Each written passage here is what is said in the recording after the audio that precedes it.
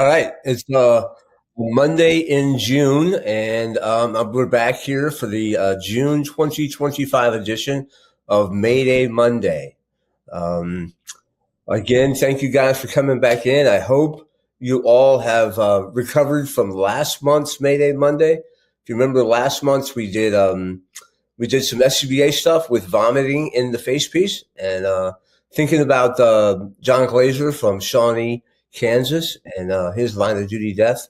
I hope you guys all got a chance to practice that. If you didn't, go out and get your favorite cup of soup, your favorite flavor, and practice that scenario, because again, we don't want that to be the first time that it happens to you on the fire ground. Obviously, we don't want it ever to happen to you, but can you negotiate that serious air emergency?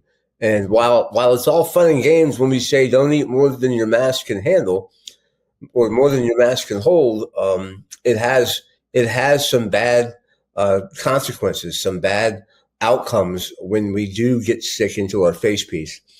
So practice that. This month, my department is in the process now of buying SCBA, of getting new stuff.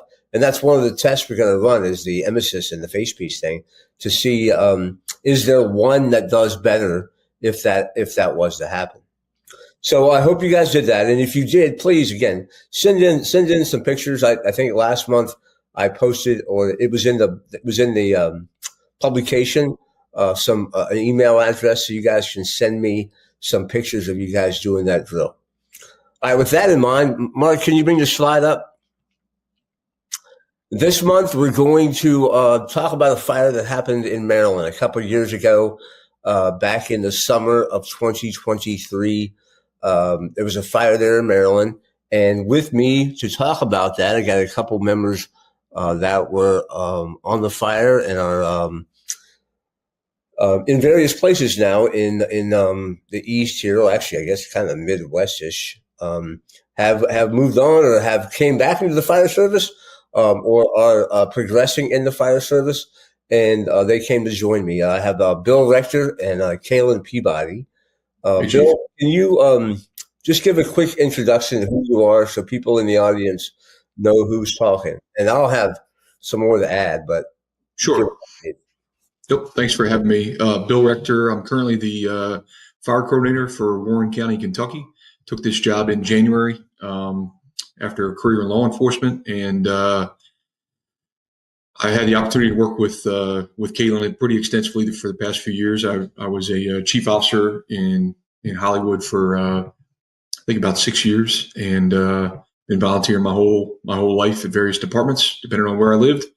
And spent some time working with you, not directly with you, but indirectly with you in DC, where I worked for 9 years prior to making a move. Yeah. I mean, I'll just add that I was a couple of disappointments with Bill in our career, right? When I was a lieutenant on the rescue squad, we get vacancies come up, and you know that there's guys out there that you want to try and recruit, right? And Bill, I knew Bill was edging to kind of maybe get to that point too, and he was one of the things that he told me was he did volunteering with a chief that was a mentor of mine, one that I really looked up to. And I'll never forget the day I really pissed him off. But Bill worked with him too, and Bill told me that JJ had said some good things about me, and that Bill wanted to come work for me. So again, as paths go, it didn't happen. I got promoted. He went somewhere else, and then he left and went into law enforcement. It's like, what the hell, man? So I'm really happy to see that you made your way back to the fire side. I think that it was a loss, right, for the fire service, because again, even as a volunteer, some of the great things you were doing, and your connections that you have, and what you're going to provide, what you're going to bring to Kentucky, is going to be some good stuff. And again, I'm disappointed. I was disappointed that we didn't get to work together in DC. Disappointed, obviously, that you went into the law enforcement. But It's great to see you come back in here. And again, as this happens, connections happen. And if you're in the job long enough and you know enough people, you're probably going to have a connection to a line of duty death. And unfortunately, that happens. And but I know Bill was there and was intimately involved, and is going to give us some good stuff. And talking to Bill, I'm like, hey, anybody else you can think of? And he suggested that the other guest, Kaylin Peabody, come on and join us. Kaylin, can you give us a quick introduction? All right. My name's Kaylin Peabody. I'm 28 years old, and I'm from St. Mary's County, Maryland, currently in Hollywood. And I'm a career fireman in Annapolis City, which is our state capital in Maryland. And I'm a backstep fireman there, and I've been there for a little over 5.5 years now. And I've been volunteering. I joined when I was 15 years old and started riding fire trucks when I was 16. And I've been pretty fortunate to volunteer at different places across the state, on the Eastern Shore and the Western Shore, just wherever my life took me at the time. But I came back to St. Mary's County after college, and I joined Hollywood as a pretty like-minded group of individuals, and I've been here ever since for about the last 4 years now. So that's a brief little thing about me. Good. Is that, are you at the firehouse tonight? Yep, I'm here now. I'm here almost every night. Every night I'm not at work, I'm typically here. Except when that paying job interferes with your volunteering, right? Yep, pretty much. Probably always will. I've been there too. So good for you, and thanks for coming on. And again, if Chief Rector says you should come on, then that says a lot about you. So thank you guys for coming. Thank you guys for jumping on. I want to now we're going to meet. We're going to talk a little bit about the subject of tonight's Mayday Monday. Mark, can you bring the slides up again? All right, good. Here we're going to get to Brice Trossbach.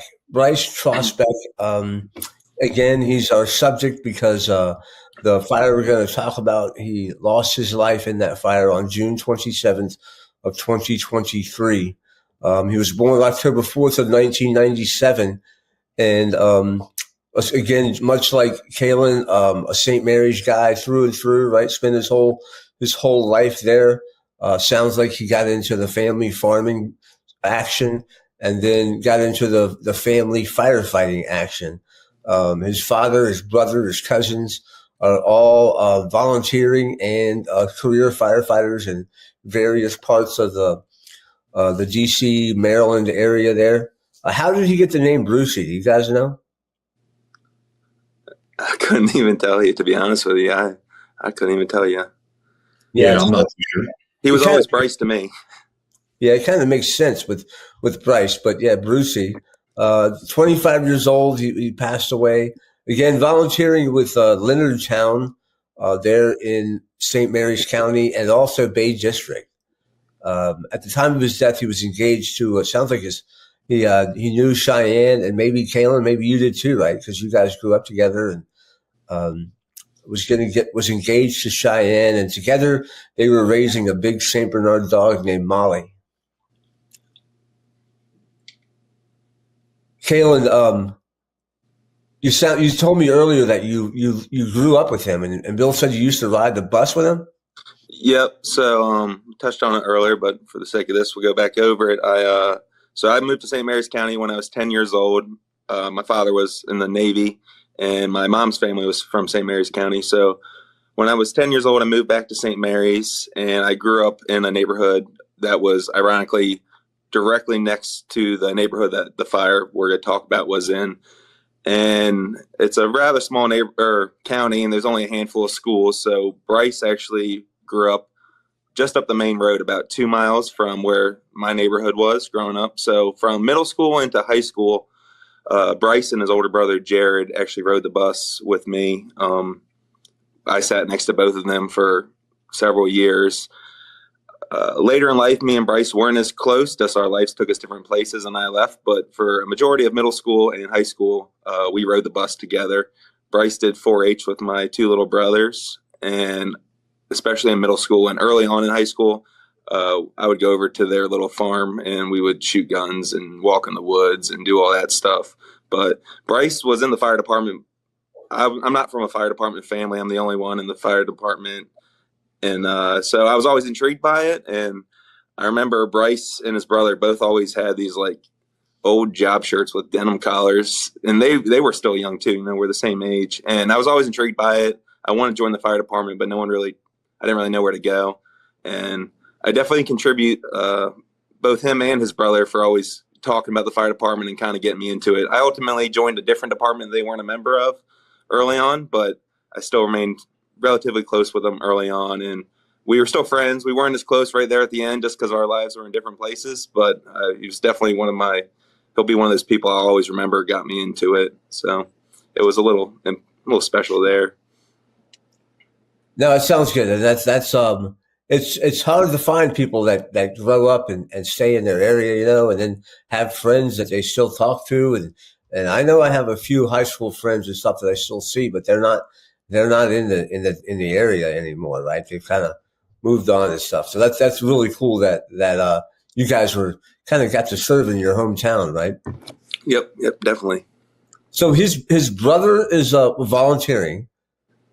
And, yeah, his big brother is volunteers, and his big brother is a career fireman as well. He's got one. Where is he career at? Was it Prince George's County? Okay. And then he's got a cousin that was in something. That whole family is interlinked. Trossbach's a big name in St. Mary's County. Mm-hmm. His cousin, I don't know if it's first cousin. I believe it is first cousin. Is the chief of Leonardtown, John Trossbach. He was actually on the incident. He was driving the first air engine on this fire. So talk about just a roller coaster of emotions. And then I believe his father is still a member, longtime chief engineer of Leonardtown. And don't hold me to this 100%, but I believe that there's some other distant relatives that are directly involved in Leonardtown and a couple other departments throughout the county. Yeah, no, that's great. Good fire department upbringing. So you, Bill, you just kind of relocated there, right? To St. Mary's? Yeah, I did. So grew up in Montgomery County, a little bit further north, and worked my way south through my first captain at Engine 11, sort of a legend in DC Fire Department, John Faulkner, got me to take a step down to good old Calvert County. Lived there for about 10 years, and then once I got married and had kids, we decided to move a little bit further south and ended up in St. Mary's. And I'm telling you that, you know, it's a great place with great people, and the fire departments are, just a lot of wonderful people there. So, you know, it's definitely a great place to live and raise a family. And I was very fortunate to live there the time. I lived there for about 8.5 years until we moved. So about St. Mary's, again, old, right? Founded in the 1600s. I guess St. Mary's City was the first capital of Maryland. So you kind of protected both capitals there, Kaylin, right? You protected the first and now Annapolis. So 764 square miles, but what I found was only 357 of it is land. So that was odd to me. Like you would claim the water, right? But 764 square miles, 357 land, 113,000 people in the county. And something I like to do here is kind of look at the density, right? You remember the density in DC was 11,000 people per square mile. In St. Mary's, it's 318. And in where I work now, it's like 65. I wonder where it is where you work now in Kentucky. I'm gonna have to get back to you on that. I'm not too sure. Yeah, but it's from the history books. It's the birthplace of religious freedom in St. Mary's County, as it was settled pretty early, and of course it's home to farming, fishing, and crabbing, which I guess you guys get to do all that stuff while you're living out there. I'll give you a little tidbit of useless information here. So pre-Civil War, I don't recall exactly when, about 20 families from St. Mary's County moved to Kentucky, and those names are still tied in Kentucky to this day. And a matter of fact, Basil Hayden, which is a bourbon company, has ties to the Hayden family from St. Mary's County. So it's all interwoven here. So I'm just actually continuing my bourbon journey. It's a circle. Yeah, it's a circle. Right. Circle. So St. Mary's, how far away is that from DC? 2 hours more? You can be at the baseball stadium, I'd say, from Hollywood in what, an hour, Kaylin? Yeah, especially if traffic's not bad. Yeah. Yeah. If traffic's not bad, yeah. But so it's on that north side, I guess, of the. Is that the Chest? No, that's not the Chest. Is that the Chesapeake there? Yeah, we're about dead middle of the Chesapeake. We're considered middle of the road for the Chesapeake Bay. We're actually a pretty cool spot. We have Virginia just at its closest point, probably 5 or 6 miles across the Potomac River, and then the Eastern Shore, directly across from Tucson River Naval Air Station, is probably, again, it's less than 10 miles. So we're actually pretty close to a lot of different things as the crow flies, but if you had to drive, it'd take you several hours. Yeah. Well, again, useless information, but I lived in Virginia, Northern Virginia, right? Mm-hmm. In Woodbridge, which again, if you came by boat, it would be probably 10 minutes, half an hour, maybe. But it'd be a little longer than that, but it wouldn't. Or just to get across the river, it wouldn't be bad. You wouldn't be in St. Mary's; you'd be in Charles County. Yeah, but yeah, everything's pretty close by boat. Yeah, if you came by land, it's like 3 hours to get there. I went to college in Salisbury, Maryland, which is directly east, like dead east. And to drive there, it was about 3.5 hours. But if it was a straight line, I'm sure you could be there in about 45 minutes. But we don't have that luxury. It would take me 3.5 from Northern Virginia, right? So. Mm-hmm. All right. Well, that's St. Mary's. Good. And then the fire department there is all volunteer, right? Yes, sir. It is. Is so 8 firehouses, or is, because I know there's a company 9. Does that mean is there no 8? So 9 is a substation of company 3. There is no station 8. I don't know the purpose behind that. That was done way before I showed up on the screen. But interestingly enough, the fire departments and the EMS departments, with the exception of company 6, are all separate. So the rescue squads is what they call them in St. Mary's. They're separate organizations entirely. Company 6 does both EMS and fire. However, specific to where Kaylin and I are from, Hollywood is strictly fire department. Yeah, no, I saw that, and that's again, that's a throwback, right? Volunteer days, and you would start at a firehouse, and somebody else would take care of rescue squad duties. How many people do you think? How many volunteers are there in St. Mary's? I can't give you a good number. I can tell you for Hollywood, and I would say generally speaking, those departments are doing well in the realm of volunteer participation. Hollywood generally carries about 100 members on our rolls, and I would say the lion's share of 40 to 50 of those are genuinely active volunteers. Yeah. So St. Mary's County and really Southern Maryland as a whole is pretty unique in the sense that the volunteer participation is really high. And I think a lot of that has to do with, and I'm not trying to get on a soapbox here, but a lot of that has to do with, professionalism transcends whether they get paid or not. And, we just got a lot of, St. Mary's County has just got a lot of good people. And I think this incident, albeit tragic, displayed, some really good efforts by a lot of people. Well, I would say that, reading the NIOS report and just seeing how many people responded, right? Again, knowing that there was 11 guys sleeping at Leonardtown that night when the fire came out, and even the tankers were rolling with 5 people, and everything was staffed, and it was no shortage of people on the fire ground that night, which I guess is indicative of every night. Every place I think has their challenges, and Hollywood is surely no different. But I will say that that night, and Kaylin, correct me if I'm wrong, I believe that Hollywood, and I can speak to Hollywood specifically, I think we had 27 people there. Does that sound right? We had I don't remember the exact number, but we had a ton. I think we had every bed filled. It was summertime, so it helps us out a lot. Yeah, and once things got bad and people realized that things were not good, I think more people were able to adjust their schedules as maybe they weren't before. But I'd say consistently on a structured fire assignment in St. Mary's, I think you're probably getting 20 plus people Wow. Consistently, and really it goes back to just really good people, Yeah, well, there's some of the people there. So again, I mean, the system's been around for a long time, right? How long has Hollywood been organized? Do you know? Well, I can tell you, Leonardtown, I think, is one of the oldest departments in the state. I don't know what year they were specifically founded, but I do know they've been around since the beginning of time, it seems, and to the point where Leonardtown, there's stories that I've heard, obviously not directly, but I've heard in passing that Leonardtown would cover all of St. Mary's, a portion of Charles, and a portion of Calvert, and this was before the Solomon's Bridge. So you're talking, 2-hour drive. This was obviously back in the day, but I mean, Leonardtown's been around forever, it seems.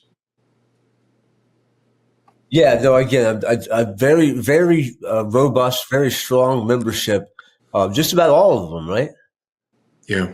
Yep. Even the departments that maybe have a smaller, more rural department, Ridge Fire Department, good friends with their chief, fantastic individual, and they're not setting the world on fire with runs, but they're consistently staffing rigs and getting them out with multiple crews. So it's a pretty unique environment for sure. Yeah, that's all you can ask for, right? Is just get the rig out. Yep. Yeah. So EMS, like you mentioned, EMS is goes kind of right next to the fire side, right? Down the street, I'm sure, right, close by. While separate organizations, probably pretty close in their membership and support for fireside, and you guys support for their incidents. Is there automatic response like to EMS calls from the fireside? Yeah, so I think the best way to describe that would be like what I would refer to as like echo type calls, like the higher, more critical type calls, CPRs, overdoses. They're not running like, and Kaylin, correct me if I'm wrong here, but they're not running like Charlies and Deltas. Yeah. It's not like work. Yeah. Yeah, we're not running on lift assist and all that stuff. It's really just high priority calls, which helps us out tremendously, honestly. Yeah, car crashes too. You're going on car crashes. Yeah. No, yeah, I mean that definitely right. That definitely helps with the morale, right, and the attitudes. But I'm sure when they're needed and they call for help, you guys respond. Yep. Well, yeah, for sure. All right. Well, good organization. So you can see by the picture there, they're far down, right?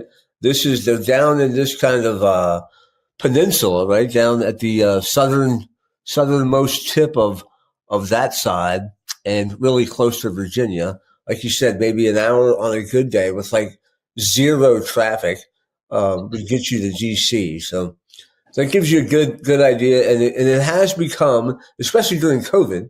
Right, I'm sure there was a lot of people who moved out there that didn't need to go to work, didn't need to go into the office, so the population maybe increased. I know out here where I work now, that happened. We saw a lot of people relocate down here where they could work virtual and away from the towns.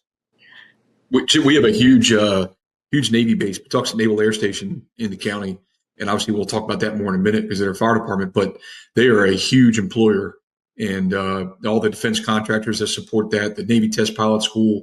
I mean, there's a lot of really big time things going on there. And that's actually how Kaylin ended up here. And I mean, pretty much my entire old neighborhood was directly involved with that base through work or retired military. So, I mean, anybody that's coming down there, it's like Quantico's equivalent to Southern Maryland, No, yeah, and Pax River, right? That's a big base. Yeah. And the NVW system is a big system down there in the area. I know, right? And it reaches all the way downtown and out here in Dahlgren, right? So it's got a wide range. All right, let's shift to the incident here. What can you tell me about 20,521 Deerwood Park Drive? Is that a neighborhood you would go to a lot? No. Kaylin, you want to take it? Yeah. So Chestnut Hills, which is the neighborhood that house is in, it's actually between Station 1 and Station 6's area, which is Leonardtown and 2nd District. It's off of a main thoroughfare in the county called Route 5. And we typically would not be running there on just minor calls, but on any box alarm we run there. But it's not an address, it's not an area we go to every day, mostly just for still boxes and box alarms like that. But it's a pretty quiet neighborhood. It's full of a lot of people that just work on the Navy base. Big family neighborhood. You'll see kids out riding their bikes and playing soccer and riding on the swing set. It's a nice, quiet neighborhood. All right, so you just brought up a question there. What's a still box? It's like a reduced box, like a street alarm. Not a full box assignment, but stuff like your gas leaks and things like that. And how many do they dispatch engines or dispatch companies? Would Company 8 respond to this, or do they dispatch individual units? We do unit dispatching in St. Mary's County now, so it's a little wonky. If it's in your first 2 box area, you can run essentially everything if you have the means to do so.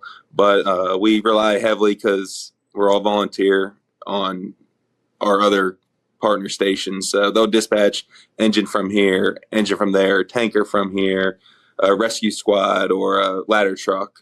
It just all depends on what the call is and how it's dispatched. But running there, we got several stations on that box alarm from all over the county.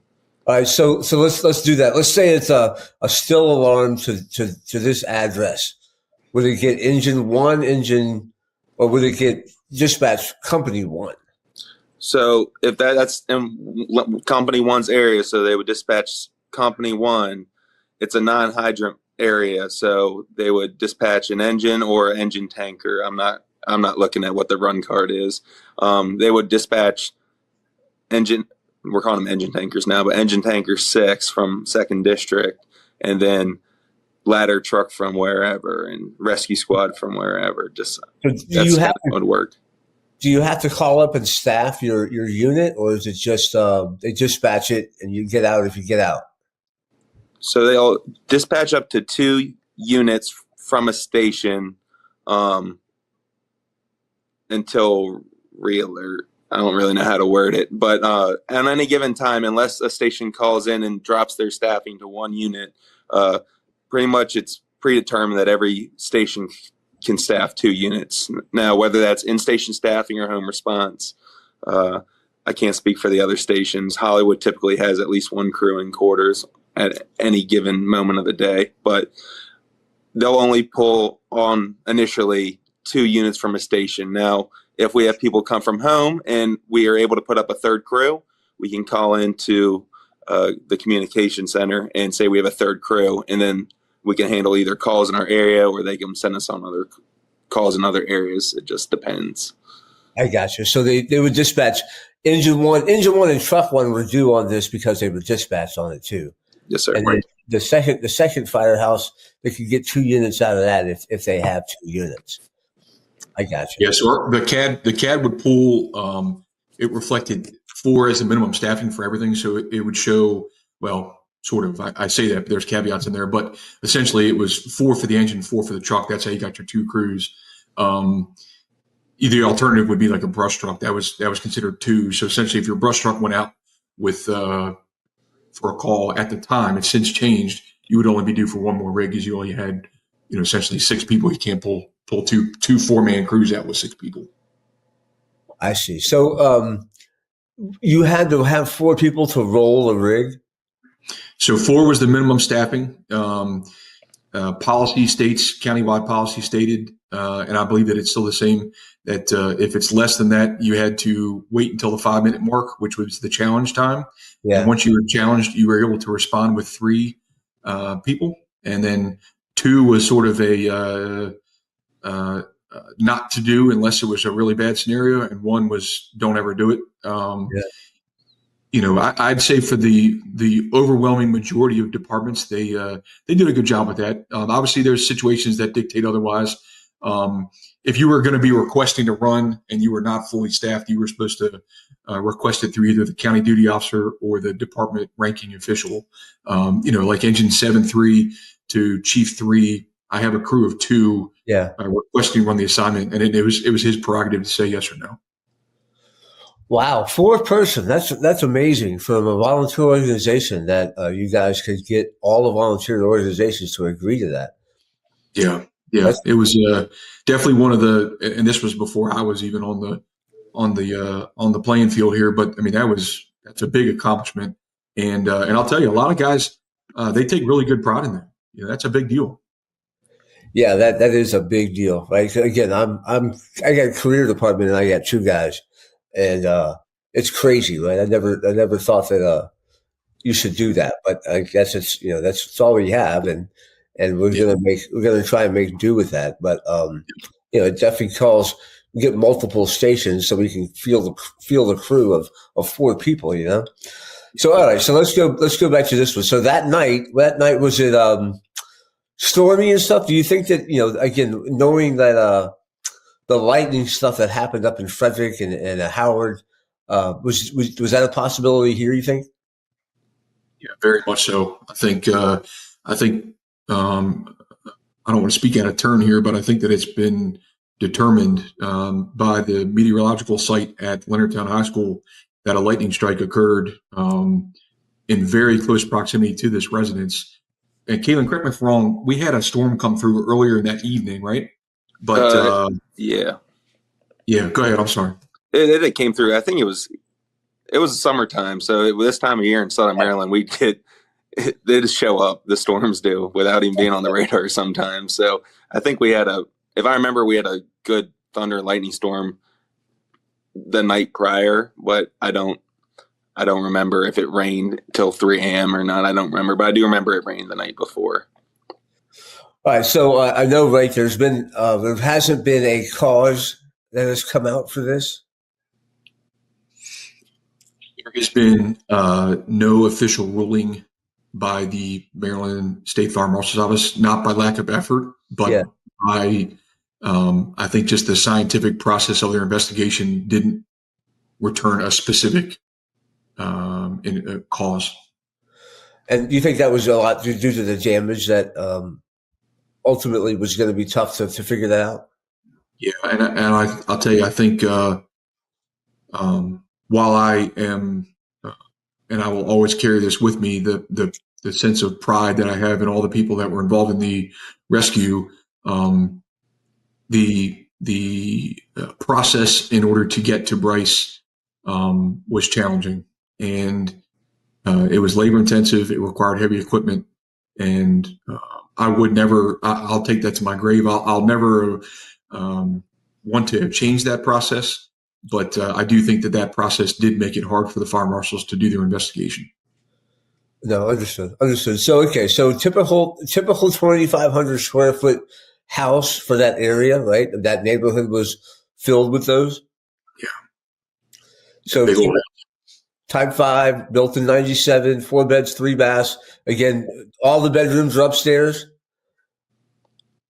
First floor was kitchen, dining room, living room, probably, right? All the typical. Yeah, typically most of the bedrooms are upstairs. There may be a master bedroom on the first floor and like a parlor, or not officially a bedroom on the first floor as well. But that's pretty standard for that type of house, which our whole county is covered in those houses. They were all built around the time when the defense industry closed a lot of bases and consolidated a lot of resources to St. Mary's County.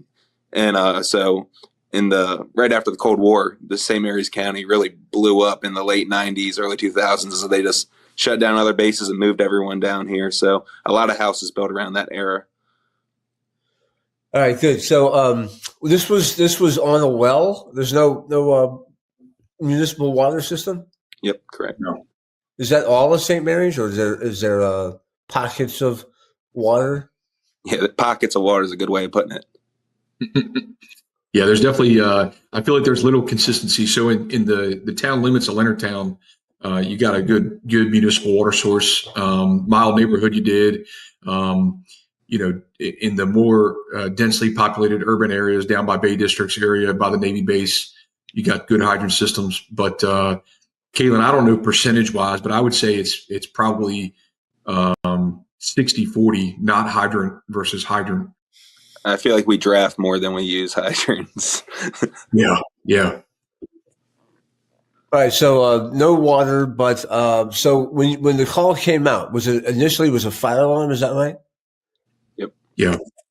It was dispatched as a one engine company only response, and it was upgraded almost immediately prior to anybody from the fire department being there. So Leonardtown Firehouse, again, what I understand, they had a bunch of people there that night, but they had to wait a little bit for some drivers to show up. Yeah, that's my understanding. Yep. But they were able to get an engine and a ladder truck out. Yeah, and their fire chief was able to respond in his command vehicle rather than having to staff a company. How far was that from their firehouse? Kaylin, what do you think? I don't know, 5 minutes maybe. And middle of the night, 5 minutes, not too far. It's a straight, it's literally a straight shot.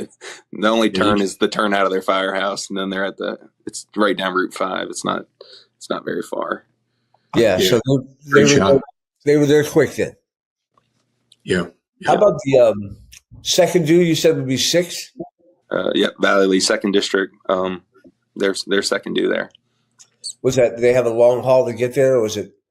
So that neighborhood. So I said earlier, I grew up in the neighborhood directly next to the neighborhood where this fire started. The entrances of both neighborhoods are maybe 400 yards apart, and it's right on the cutoff line of Station 1's area and Station 6's area. And most of the kids in my neighborhood went to Station 1. There was 1 or 2 kids that lived in my neighborhood that volunteered at Station 1.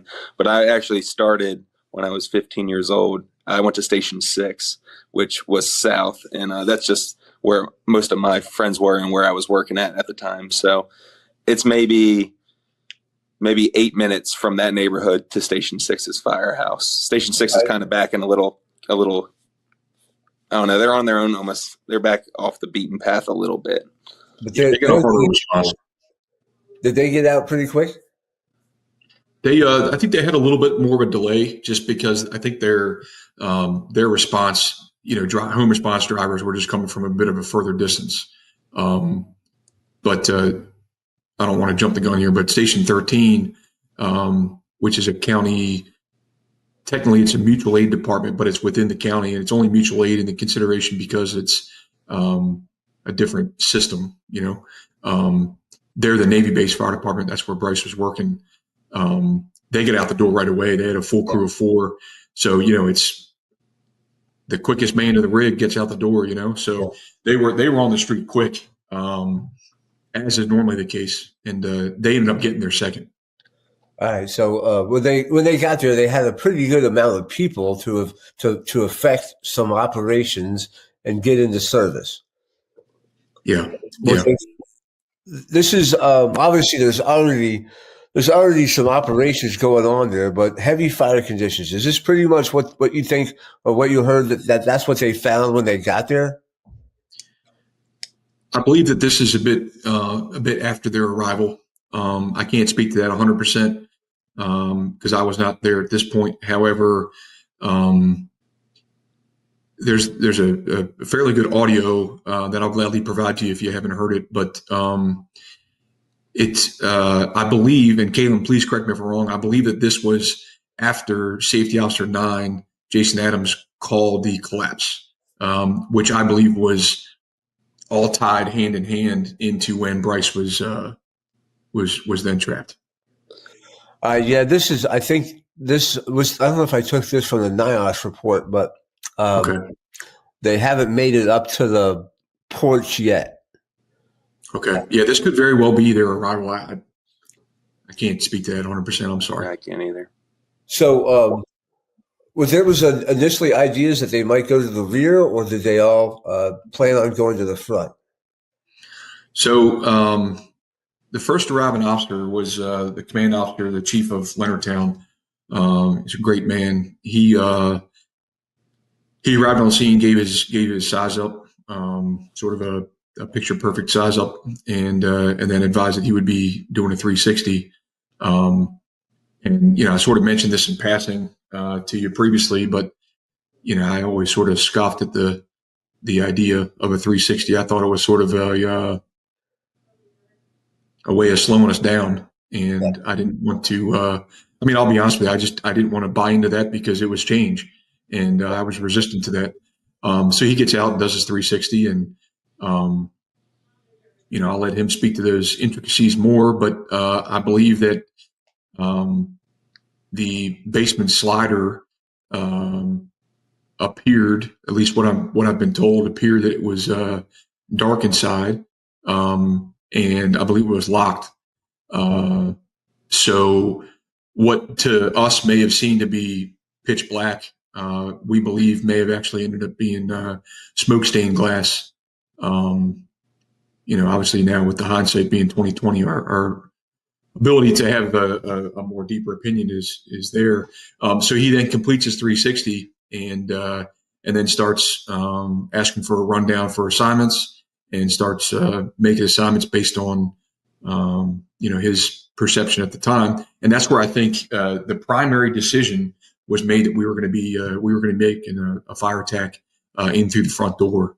And then his the assistant chief at the time from Bay District, who's another good young fella, he arrived on scene and was assigned to Division One, working with the crews from I believe 13 and 1, and sort of as a forward tactical set of eyes for the incident commander, and then all hell broke loose.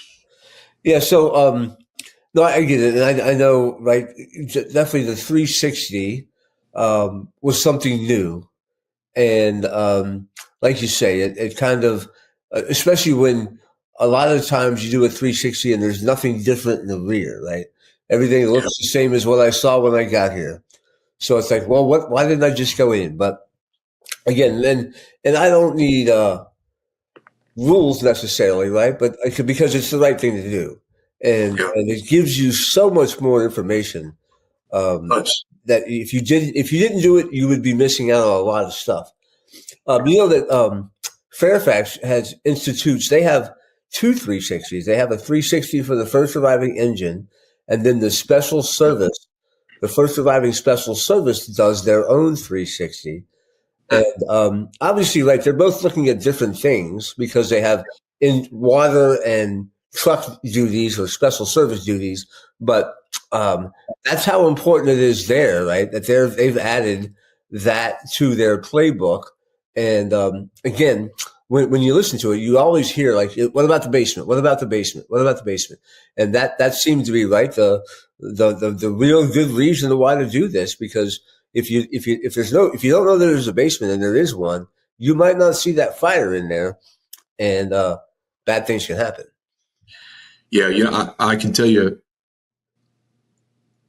I thought I had my act together, not necessarily in an arrogant way, but I thought I had my act together in the sense of making good, sound decisions. And I can't tell you the amount of times that I did not do a 360 when I very well could have. And for whatever reason, I just excused it because I wanted to get in. And I can't think of a scenario now where I'm not going to do one. And I'm going to go one step even further. And Kaylin, I'm assuming he and I are pretty like-minded. He will probably agree.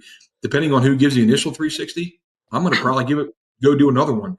Not because I don't necessarily trust them, but we all know those people that we are more inclined to trust than others. And that's with any walk of life. And, if I hear Kaylin give a 360, I'm cool with it. If I hear Billy Bob that I have no real relationship with, I might go do my other one real quick. And I'm going to live by that. It's terrible that it's an incident like this that made me appreciate it more, but you're not going to catch me slipping now. Yeah, I mean, it is unfortunate, right? But it's a human nature kind of thing too, right? The change things, that change just for change. And it's almost like, well, I have to taste it or realize it in order for me to adopt it. So, I mean, again, that's one of the things that we're doing here, Bill, is that I hope somebody watches this and says, you know what, I'll do them from now on because that looks like something that I might have to go to, or look what happened here. Right? I'm trying to have all these lessons learned be the reason, help them to make these decisions. And again, right, let history, we don't want history to repeat itself. So let other people's experiences, form some of my decision making too. Yeah. All right. So you guys weren't on the initial alarm, right? Hollywood was not on the initial.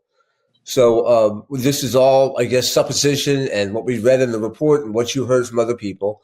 But by the time, I guess, engine 1 moved up to the porch, and they have, what is that, an inch and 3/4 hand line? Yeah. An inch and 3/4 attack line. Now, they had plenty of people to help move that thing if they were going to move it in, but they couldn't move in just because of the series, the volume of fire. Right? They started their fire attack. You can see them starting it there from the front yard. Right? And then they progressed their way up to the front porch, where they were quickly joined by 132, right? Correct. And they brought another hand line and 3 more people. Yep. Their pump operator, their wagon driver stayed at the rig. Just as a caveat, he's one of my favorite individuals to walk this earth, the kid that was driving. And it was his first night. I believe it was his first 24-hour shift driving the wagon on this fire. So you want to talk about an emotional roller coaster, having to leave there without his company officer. I mean, he's just a great kid. But yes, you're right. So 132 shows up. They send 3 folks. Wagon driver stays back. There was a little bit of no fault of anyone's. There was a little bit of, I don't know if it was pump engagement issue or whatever the case was, but they ended up getting water fairly quickly. And then we had the whole rest of the box alarm coming. Which one thing we didn't talk about was tankers. Who brought tankers? Do you remember? Yeah, and Kaylin, correct me if I'm wrong here, but I know Hollywood brought their tanker with a whole slew of folks. Second District brought a tanker. Oh, you guys are doing pumper tankers down there, right? Yeah. Yep. So is that 3,000 gallons? Or are they 2,500 or 2,000 gallons? 2, I'm sorry. 1,000 gallons? Okay. 2,000 gallon tankers. And then all the engines about the same spec? More or less. It's kind of like the DMV Mid-Atlantic spec for most of them. We're all pretty similar. 750 or 1,000 gallons? Or 750. Yeah. 750. So they had, again, a lot of water, especially to start making a hit on this thing. But they're not making much progress on this fire. No, and it should be noted that Tanker 14 from Leonardtown responded as well. And their driver, who was actually the uncle of the fire chief of Leonardtown and past chief officer, he did such a phenomenal job of making sure that they didn't run out of water, particularly once we knew that we were going to be flowing a boatload of water to get Bryce out. To my recollection, they never once lost water, and we were flowing a boatload of water. Yeah. I mean, he's not the type of individual that would ever seek recognition, but I'm telling you what, that dude played a big part in this incident. Yeah, no, that says a lot. Again, being in the rural world, I understand about losing water and how easily that can happen. So here, again, they're making a push up onto the front porch. This is before 132 arrived, and they have a second line up there. And there was 5 guys on this engine? Do you remember? Yeah, that's my recollection. 5 guys, so enough hands to get that line in place. And there's a lot of heat. Again, reading the reports, listening to people, it sounds like the first nozzle person, right, was had to come out because he was so saturated in the heat and pass the line to somebody else. Yeah. Yep. That's definitely accurate. And I think the conditions were deteriorating rapidly. But there was a floor for them to walk on to go. Once they crossed the threshold, there was still something there. Yeah. All indications are there was, 3 or 4 people who had made it inside? I believe it's 4. And at this point, the assistant chief of Bay District had been tasked with Division 1. I had just gotten on the scene, and 132, just after this picture presumably was taken, 132 is working their way up the front yard with a backup line. So objectively speaking, taking away the conditions in the house, from what we can see, I think, they're getting ready to make some perceived headway with the 2 hand lines. Yeah, I mean, right. That's roughly 300 gallons a minute, maybe a little bit more if we're flowing. Yeah. I don't know what your nozzles and setup are, but 150 is a conservative estimate, right, on an 1 3/4 hand line. So 300 gallons a minute. That should make some kind of a dent. But again, the fire conditions. We have fire on all 3 floors. Yeah. So at this point, I don't believe, and Kaylin, please correct me if I'm wrong, I don't believe that they knew that they had fire in the basement. I think that there were indications, with hindsight being what it is, that would have identified that they had fire in their basement. But at this point, I don't believe that it was recognized that they had fire in the basement. They definitely had the first floor was going, and the second floor was completely going at this point. So back up a little bit. One thing we didn't talk about was the occupants. Again, all indications are right. There's 2 cars in the driveway. What was it? 2 in the morning? No, 3. it was later than that. Yeah, it was a little bit later than that. Yeah, it might have been closer to 4. I'm not too sure. It was definitely I was getting up out of, I was asleep in bed. So, where was there? Nobody was home. No, everybody was home, and they were actually all accounted for outside. Okay, so when the chief got there, he met them all outside. I can't specifically recall who did, but it's my understanding that there was confirmation made at some point early on. It could have been pre-collapse, could have been post-collapse. I don't recall exactly. I'd have to go back and listen to the audio, but there is confirmation that all occupants are accounted for outside. All right, so now 132 is there. This is kind of what it looks like, right, on the operations here. We have engine 1, or was that 11? 1? Yeah. Engine 1 in the front here, and then the tankers were back here on the road. Well, the ladder truck was back there too. Or was it in the drive? Ladder truck was backed in the driveway, or pulled in the driveway. All right, so we have chief, engine, and a ladder truck in the front there. Initial hand line was just across the lane of the front door. Yeah. So 132 pulled another line off of engine 1. Yes. Yep. And again, with the tanker eventually got there, but no shortage. Again, they didn't run out of water that we know of, right? So they were able to flow the 2 hand lines. Yep. Water I'm sorry, what'd you say? Water is not an issue. Yeah, this incident, I don't believe that water was an issue at all. I think, heck, at one point, I think we had a couple thousand gallons of water just sitting there waiting to be used. It seems like every other incident I shouldn't say every other, but a lot of incidents that I went to, if things didn't necessarily go too well, it was always, well, we can hang our hat on the fact that we ran out of water. But in this situation, that was not the case. We had competent wagon drivers. We had competent folks on the tankers. And I can speak specifically for the fellow that was driving for Hollywood.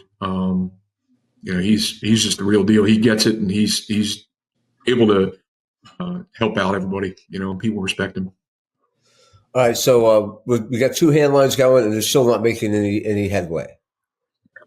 But they were able to make it into the front door, though. They were, yeah, yep. So there's helmet cam that will that shows that they were able to work their way in. I believe that it's a couple folks from 132, Chief 3A, who's assistant chief from Bay District, and then 2 guys from Leonardtown that were able to make their way in. I wouldn't say it's a measurable amount. I'd say it's, a couple steps in. And I think that they were quickly able to determine that they were not making a whole lot of progress. All right. So again, conditions were pretty rough, right? And not making much headway, but they did make it a little bit. Let's watch this video here, the Engine One Inside movie, and you can kind of talk. Are you're there yet, Bill? Yeah. So I had pulled on scene. I was in the chief's car. Get there. I'm getting dressed and running up the street now.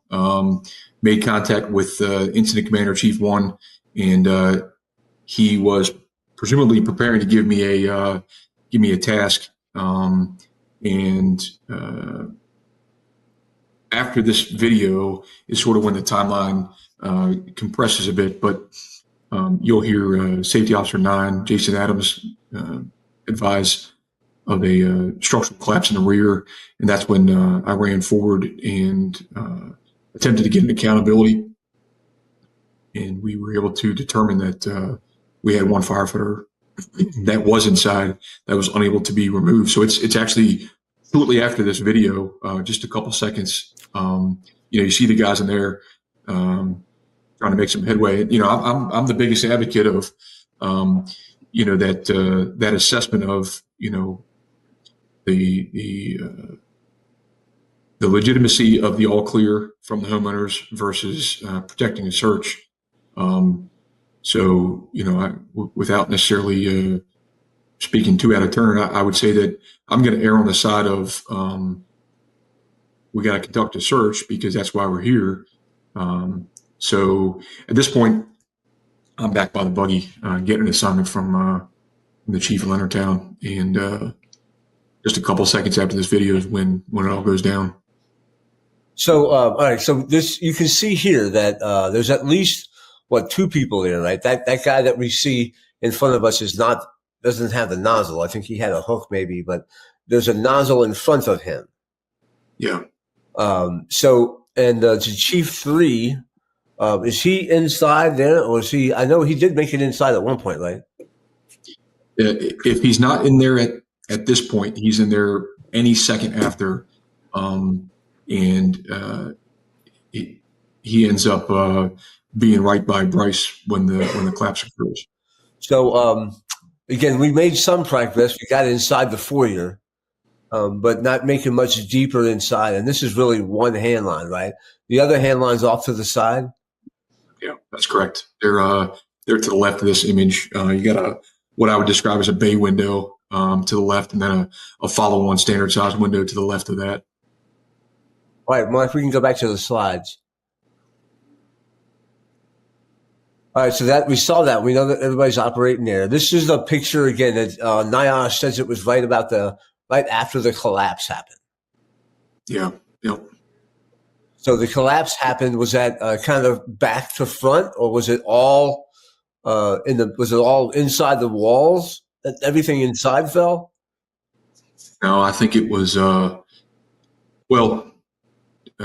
Safety Officer 9 was doing his an additional 360, and kudos to him for doing that. I don't know if it was at the direction of the incident commander or if he just did that on his own, but he ran around to the rear, and he was on the Charlie Delta corner, I believe, when he called out his priority message and just advised that there was a structural collapse. So I was at the buggy at this point, and what it appeared to me is that all the roofing materials dropped down.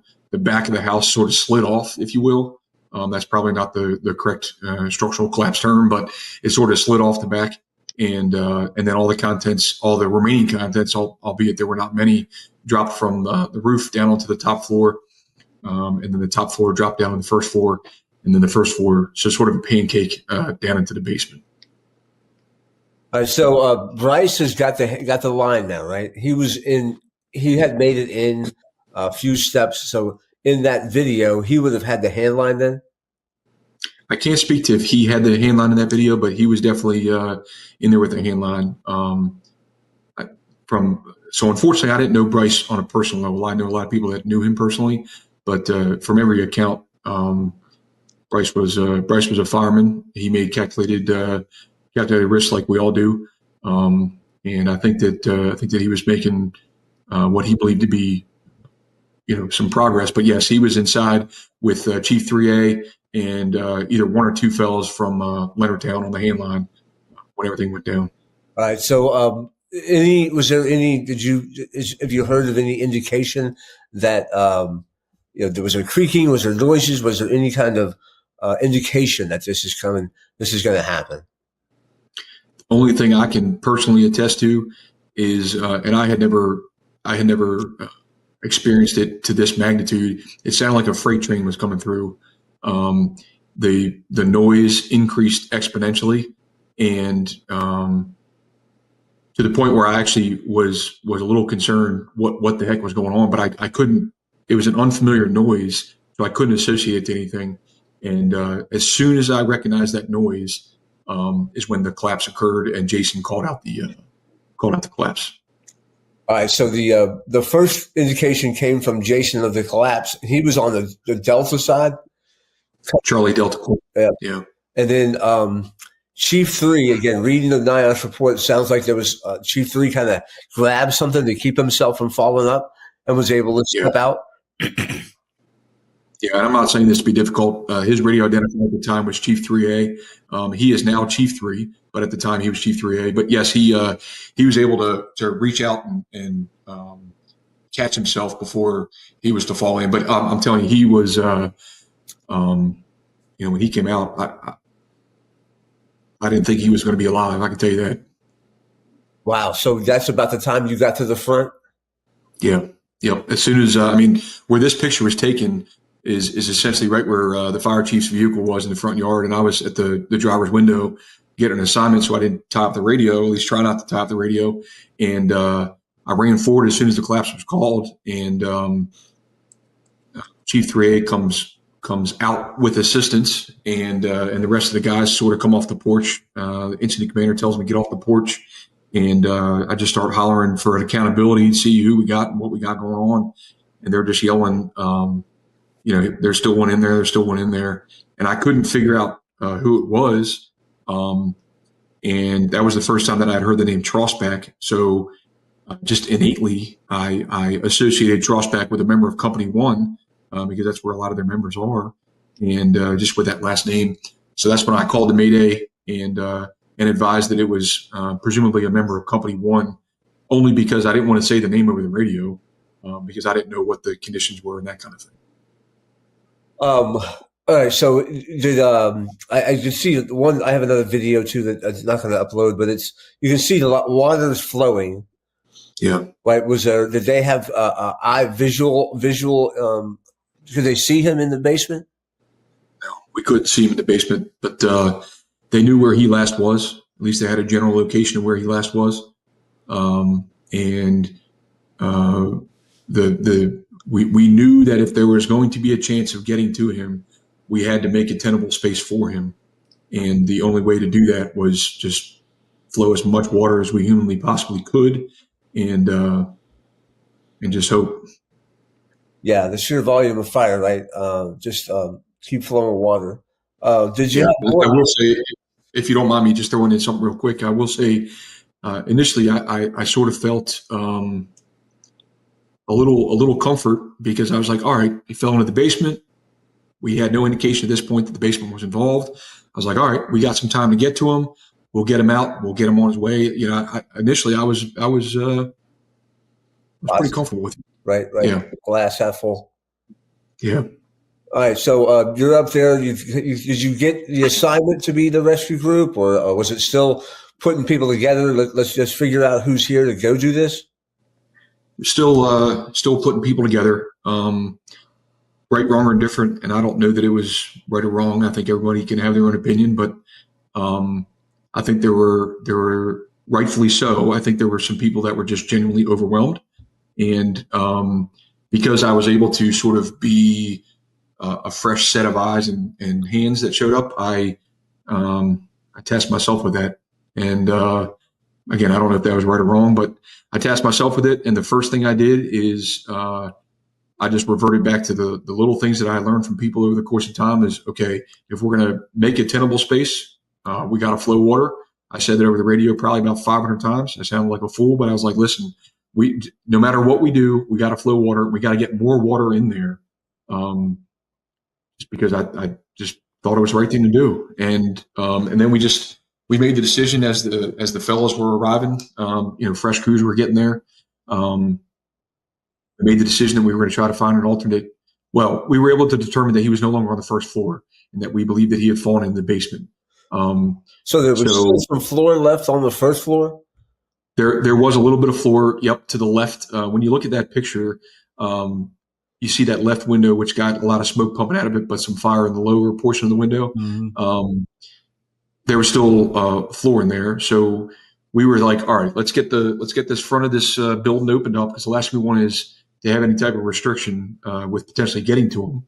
And so we were working on that. We had crews cutting it with chainsaws. They were bogging down with smoke.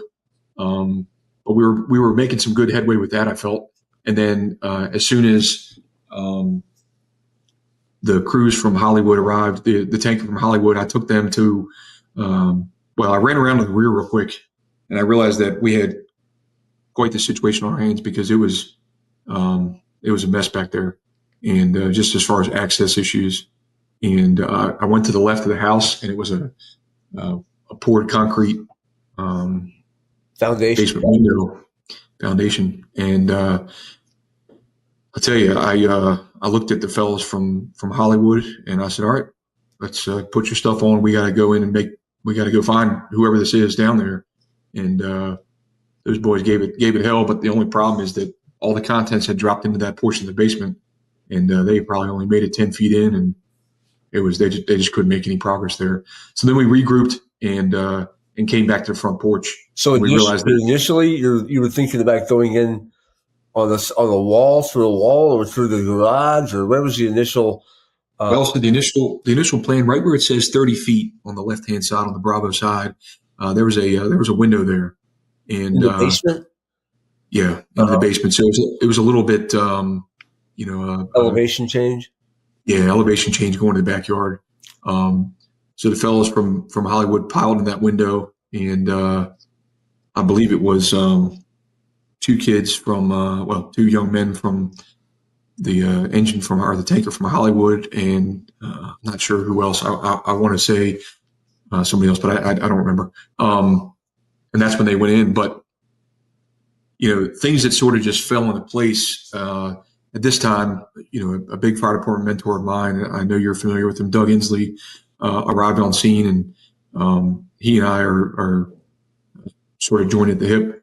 And so I just started giving him updates and getting a fresh perspective on things, because I was pretty much running out of ideas. So yeah. We refocused back to the front porch, knowing that we couldn't get in from the Bravo side.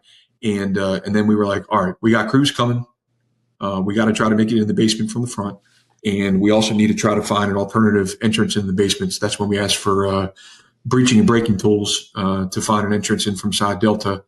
And that actually ended up proving to be a failed attempt, just because it was quite the process for those guys to get through. So yeah, that's where we sort of are at this point.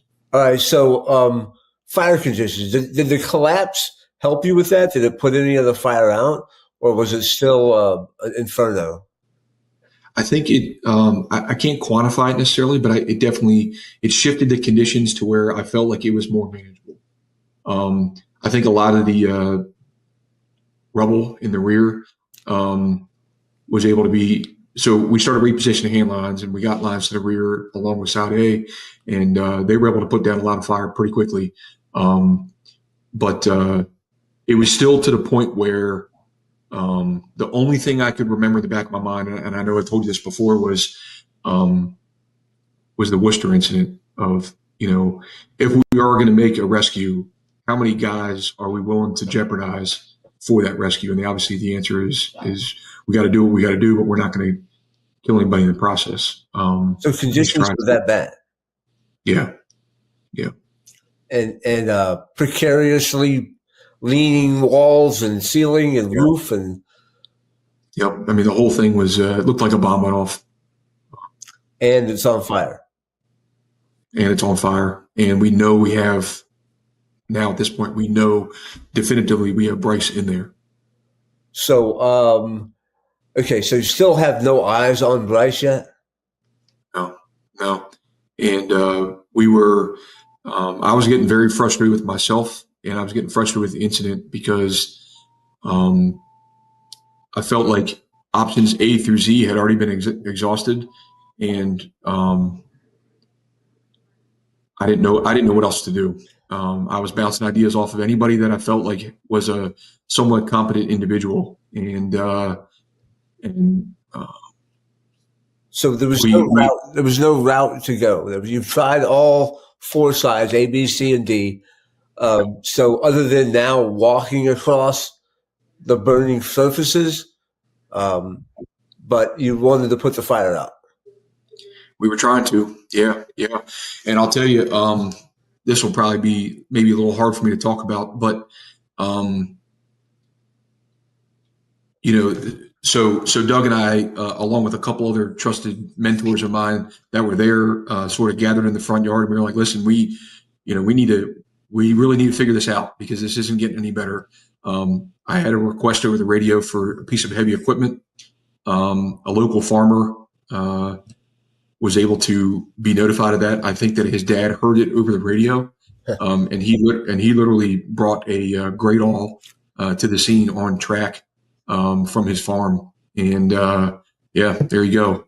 My theory was, hey, let's just rip the whole house apart, and we're going to find him, and he's going to be okay, and we're going to get him out of here. At least that's what I was thinking. And he was able to. I mean, he genuinely contributed to the incident. I'm not going to downplay his impact.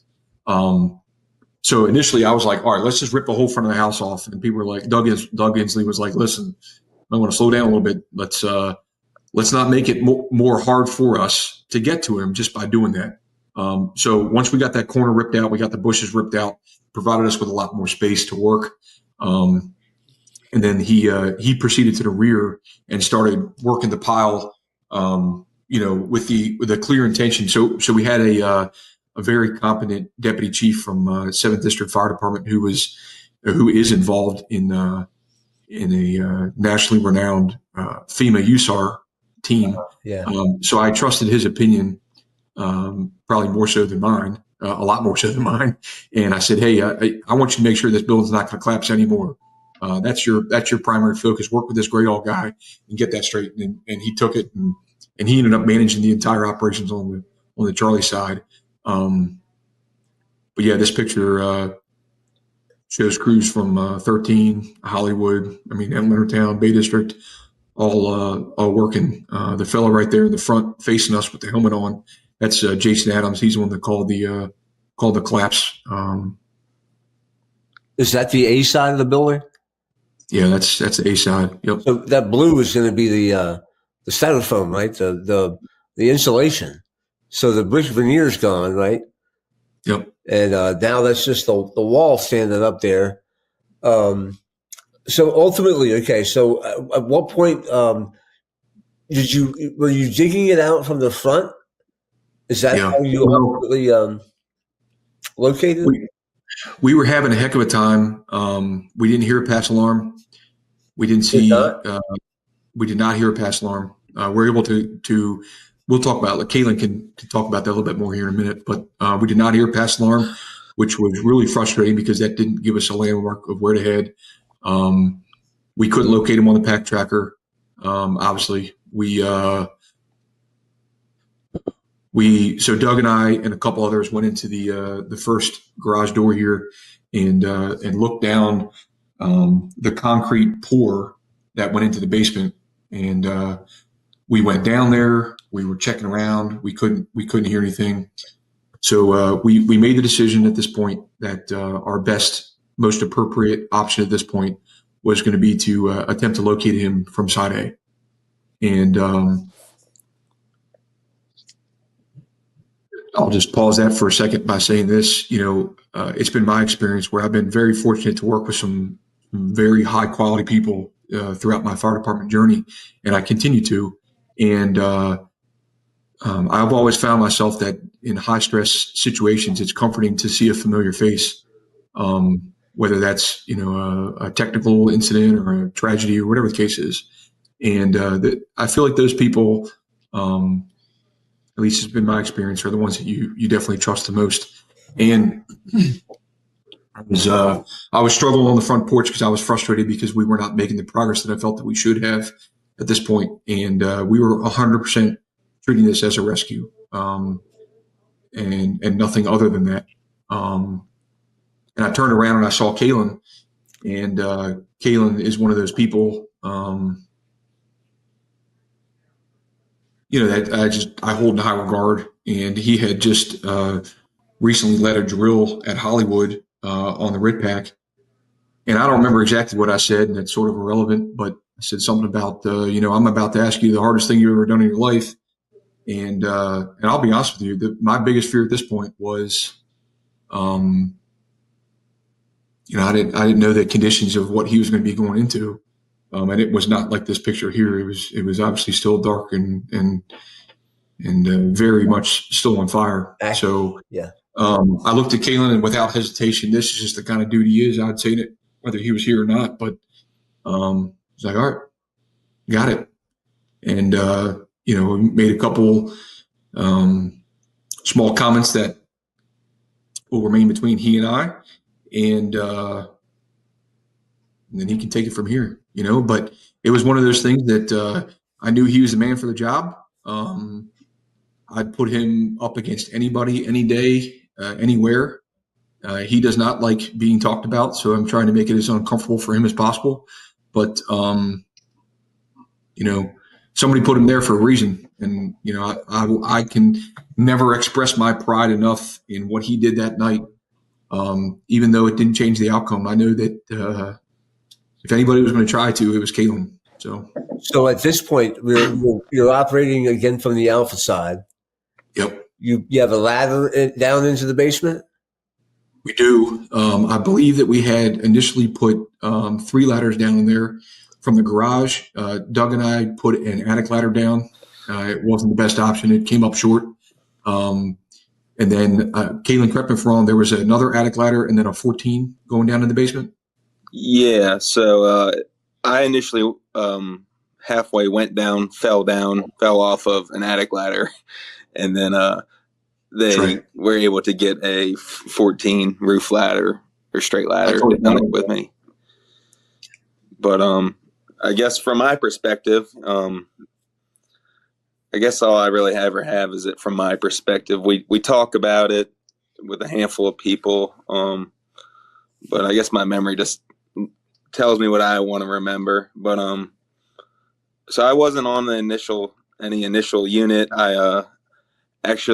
I was, when our first wagon went out the door, I stayed in bed because I work on the water as a fisherman on my days off, and I had a day of work that my work day starts around 4:30. So I just laid there in bed for an extra 10, 15 minutes, and I was going to go start my day. As much as I didn't want to miss a fire, I have another job. And then when obviously conditions deteriorated, there's an audio that goes with it and everything. And I ended up on the back of the rescue squad, and we made our way on down there.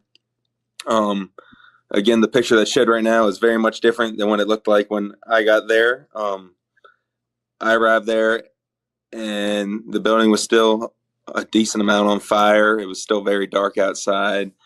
And I remember our crew we went to Side Alpha, and I didn't really know what my task was going to be, because we actually added ourselves on, or we were requested to run it. But I was really just kind of doing my own little size of the building and seeing where I could get my hands involved. I didn't really know the extent of how bad it was. I knew Bryce had gone through the floor, but I didn't know anything else than that. one of the side alpha pictures, you see a ladder that's right on side alpha next to the garage. And when I got there, that will forever be burned in my head.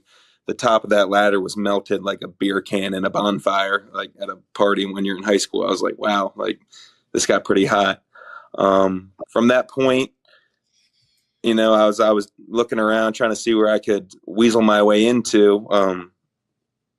Chief Rector looked at me, and this will also forever be ingrained in my head, and pointed at me and was like, Kaylin, come here. And he told you what we talked about.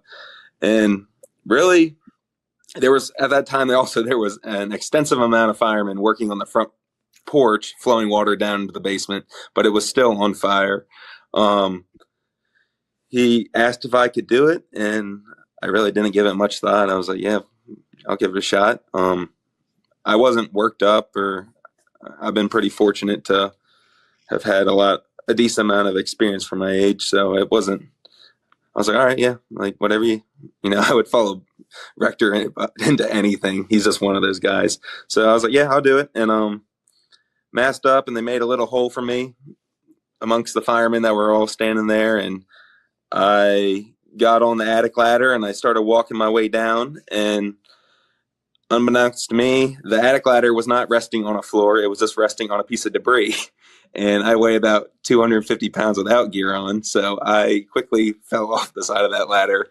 And I wasn't completely in the basement. I was somewhere I don't really know what I was on. I couldn't see anything. But I remember I was able to look up and yell to them that I needed a different ladder if I even wanted to get out of there.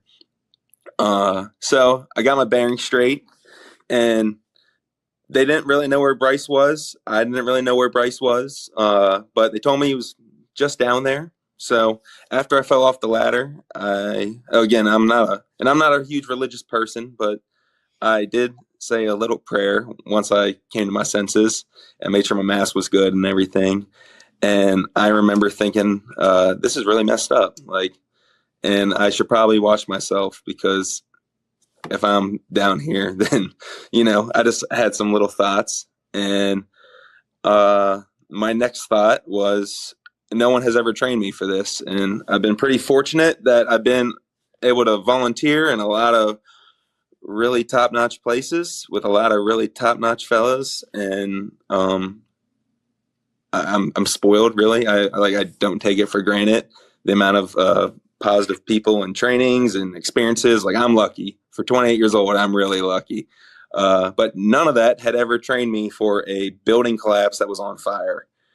And that was, so I just stayed calm. I was like, man, I said, this is really effed up. I was talking out loud. When I am uncomfortable, I just start talking out loud. So I was talking to myself, and I don't really remember. I couldn't walk you step by step through what I did. My mind doesn't remember it all, but I remember I couldn't see anything. And the only comparison I can make it is, if you ever look at underwater footage of a submarine with a flashlight and they can see 1 inch in front of them, that's pretty much what it was like. It was lights out. You knew what was on fire. You could hear it on fire. You could feel, moderate heat. It wasn't by any means the hottest at that point fire I'd ever been in. It had vented the entire top of the house off of itself, but you couldn't see anything, and it was a full-on structural collapse. So no maze anywhere that I had ever been in simulated any collapse of that, scale. Huh. So there was, you just kind of, like any other fire, you're just going off feeling what you know. So you're kind of painting a picture in your head, and you're feeling this, and you're like, oh, that's probably a floor beam, and you're feeling this. And eventually, and I don't know how I ever did it, it was a collapse. It wasn't an open floor plan. I was wiggling my way through debris like a little kid at a playground. Somehow, in my flashlight, 1 inch from my face, I found the reflective band, Scotch-Light band on the back of a Scott pack. And it felt like it took me, my time's a little off, and I I probably will never remember exactly how it all played out, but through a lot of grunting and moving and wiggling, I found my way to him. I think more by a chance of God than anything. And I find, my right in my face, lights out, an inch from my mask, I saw the band. I'm like, yep, that's him. And from then, I will say my training did prepare me for that, because at that point, probably 13 years of being in the fire department, numerous RIT drills of different scales, start at the head, work your way down. So it didn't take me long, only a couple seconds. I knew what the outcome potentially was, but I didn't treat it as that. I treated it as I could do something about it.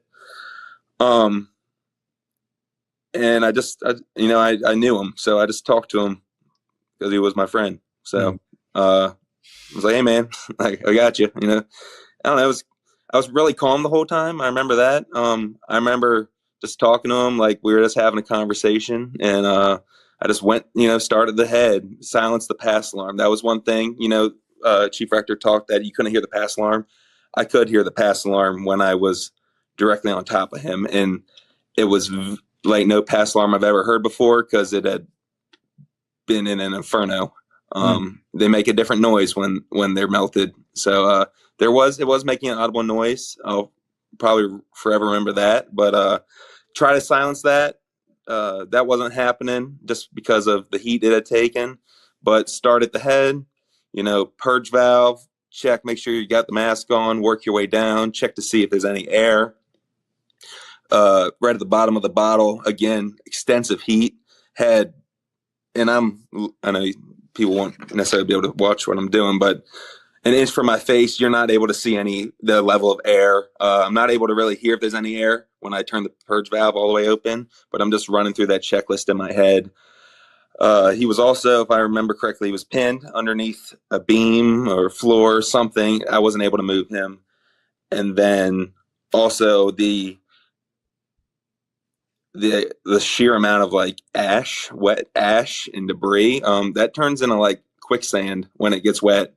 And again, I can only see an inch from me, so I'm trying to paint the picture in my head. It wasn't happening. I wasn't able to move him. I wasn't able to free anything from him. But next thing from there, where you get a RIT pack on him. So there was another guy that was kind of behind me. Chief Rector talked about him earlier. I had never met him before that night, but he will forever be one of my lifelong friends after that night. I was able to he was acting as the middleman between the guys up top and me somewhere down in this debris pile. And I was like, I got him. We need the RIT pack. And Andrews, he sends the RIT pack down to me. From that point, I had another little surreal thought in my head. And while in St. Mary's County, we all have RIT pack, or we all have Scott packs, we're not all on the same NFPA standard. So at Hollywood, we're on the past the 2018 standard, which is the universal buddy breathing system. And I'm not going to pretend to know which all departments are on the 2013 or 2014. Don't quote me on that. But we don't all have the same buddy breathers. Going forward, we're doing things about that. But that was a thought in my head, that is this RIT pack going to connect with this guy's buddy breather connection? Because I didn't know. I know that Navy has an older standard Scott pack. So I'm like, they're going to do all this work to get a RIT pack down to me, and it potentially cannot even work, And from that, I said another little prayer, and I wasn't even able to see. I just said a prayer. I said, please let this work. And I jammed them together, and they clicked. And this is in lights out. I can't see anything. I'm laying on my side. And I was like, wow, thank you. I live my life with small wins, and that was a small win. So I'll always go by small wins. That was my first win. I was like, or I guess probably my second win of the night, but I was like, all right, got it. A problem we had, and I'll happily admit it because I preach it forever, is from here on out, is turning the RIT pack on. We didn't have the RIT pack turned on. So I had fortunately, Andrew I was able to communicate that with him, and he helped me out. But I just wasn't I didn't have the necessarily mobility to be moving around and go back and turn a RIT pack on.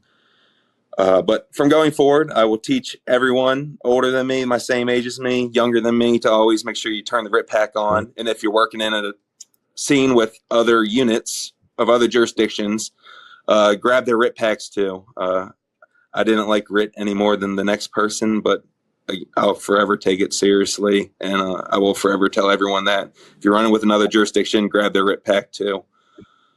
From that point on, though, I don't remember a whole lot. I remember thinking I was Hercules trying to move stuff with my legs. I remember trying to cut with gas-powered chainsaws, which were just bogging down. I wasn't making a whole lot of progress, or I wasn't making any progress for that matter. I was down there for a decent amount of time, enough that I started running low on air, and I thought about connecting to the RIT pack myself just so I could stay down there and keep, peeing in the wind, I guess was essentially all I was doing. But I had another one of those little voices in my head be like, come on, Kaylin, like, you got to regroup. You're not making any headway. So from that point on, I was like, I'm coming out. I don't know the exact time I was down there for, but I wiggled my way on out of there. And as I was coming up the ladder, Chief Rector talked about it earlier, Doug Inslee, another thing that will forever be in my head. It was like, grab me by, he's a strong man, but I felt like he just lifted me off that ladder and, took my mask off and my helmet off and was like, talk to me, boy. Like, what do we have? And I told him, and that will forever be in my head. And from that, there's pretty much no questions asked. Get another bottle. We're going to figure out another plan. So from that, it kind of ties us back into where we left off with Chief Rector. I grabbed another bottle as quickly as I could, and we end back up on Side Charlie, and I'll let Chief Rector keep rolling with it from there. All right, so we made contact with him. Obviously, conditions are bad because he's trapped, but he has air from you fixing his air supply. Was there a rope or anything that you took with you so you could find your way back to him? Or no, that wasn't on my radar at the time.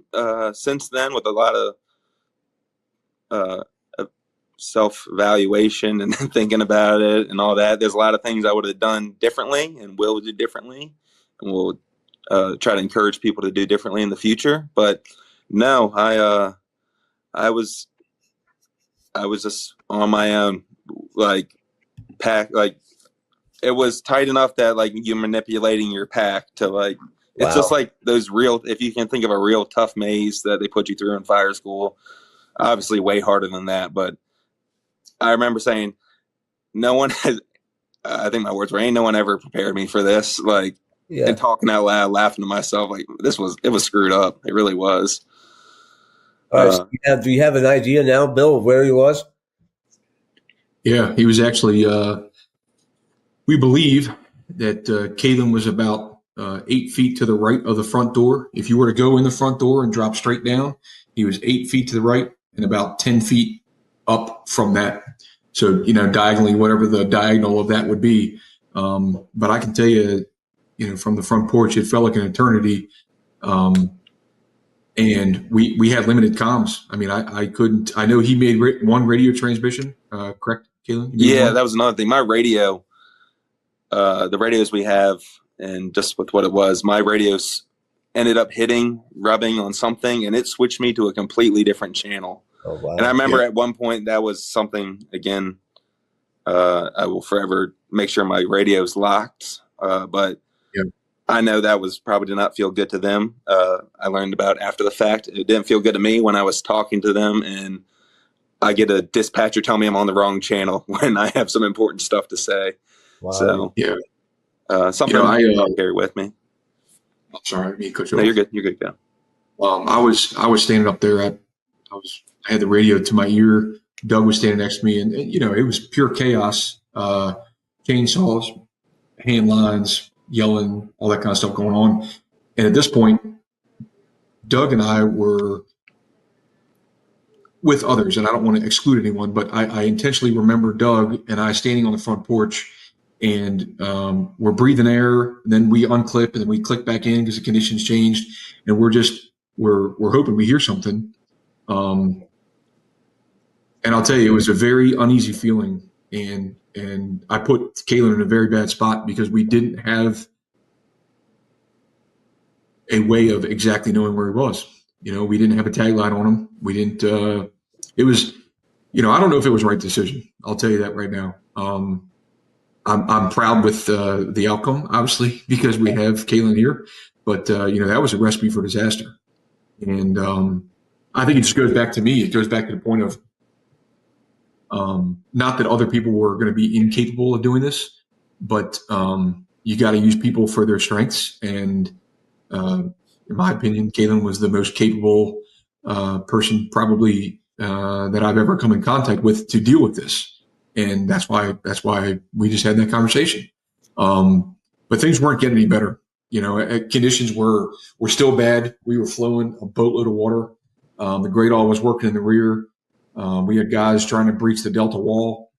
And I'm telling you, it just felt like eternity. And, I do recall vividly, I was afraid to ask Kaylin what Bryce's status was when I saw him. I had a pretty good idea what it was. And I intentionally didn't, at least I don't recall, because I didn't want to hear that answer, because I felt like that may have changed our plan of attack. And I wasn't prepared for that. But when he came up and said, hey, he's clipped in the RIT Pack, I'm telling you, I could not have been more proud of a human being. I probably never will be than in that moment. Do you know how far into this you were? 30 minutes, 45 minutes? Yeah. We were probably, Kaylin, if you think differently, please tell me. I think we were probably pretty close to the 30 to 45 minute mark. My timeline's all distorted from it, but I think we were probably in the 30 to 45 minute mark. Yeah. I don't even know. One day I'll sit down and try to think the whole situation through, but I don't know. Yeah. All right. So we got air on them, but we still don't know what the plan is. Was it now to start digging? Yeah. Yep. So we, with the, I hate to say it this way, there's no other term to say, but with the comfort of knowing that he was connected to air at this point, I asked command to get what I envisioned to be the key players, the leadership to meet in the front yard. And it was me, John Nelson, who's the chief of 7th District, Andrew Snell, who's the assistant chief of 7th District, Chris Bell, who's the incident commander, Doug Inslee, and probably forgetting somebody else, but I'll never forget we sat in the front yard. We were in the front yard right by the garage, and we knew that we were treating this as a rescue, and that it was our responsibility to find him and get him out as quickly as we could. We knew that he was on air, so we felt that was a step in the right direction, and that was sort of our first win of only a couple. That was our first win, and the decision was made that we were going to refocus our rescue efforts to Side Charlie. We sent all available equipment and apparatus to Side Charlie. The Great All had made a pretty significant amount of headway, but as Kaylin described, I don't know how to describe it, but it was like cinders. It was like white or charred black chunks of wood and contents and all this stuff that had sort of created like this quicksand. And we had hand lines flowing, and then the fellows made contact with him, with Bryce, and they were able to. They literally were using their hands. We were using gas-powered chainsaws, battery-powered chainsaws. We set up positive pressure just to try to make some relief in there to where the guys could see. It's not the right answer, but a lot of us took our air packs, our masks off, just because we couldn't operate in the confined space with the packs on. So those guys were dealing with that. and some good headway was being made. Andrew Snell and John Nelson were leading the efforts in the rear. Those guys are top tier in everything that they do. In this incident, for sure.